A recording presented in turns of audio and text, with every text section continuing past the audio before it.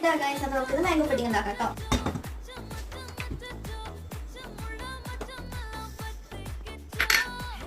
പാല് തിളച്ച് നമുക്ക് രണ്ട് മാങ്ങ എടുത്തിട്ട് പഴുപ്പ് എടുക്കാം കേട്ടോ. കുറച്ച് കസ്റ്റാർഡോടും കുറച്ച് പാല് നമ്മൾ എടുത്തിട്ടുണ്ട് കേട്ടോ. നമുക്ക് മിക്സ് ആക്കാം.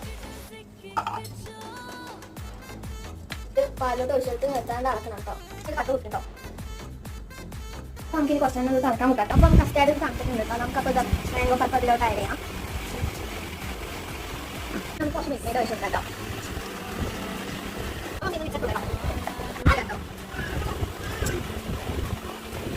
അപ്പം ആദ്യം ബ്രെഡ് വെച്ച് പിന്നെ കുറച്ച് കസ്റ്റാർഡ് ഒഴിച്ചു കേട്ടോ.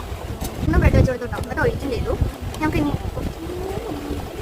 ബ്രെഡ് വെച്ചിട്ട് ഇത് മൊത്തം സെറ്റ് ചെയ്തെടുത്തിട്ടുണ്ട് കേട്ടോ. അപ്പോൾ നമുക്ക് കുറച്ച് മാംഗോ ബദാം ഫ്രൂട്ട്സ് ഉണ്ട്, അതൊക്കെ ഇടാം അതിലോട്ട്.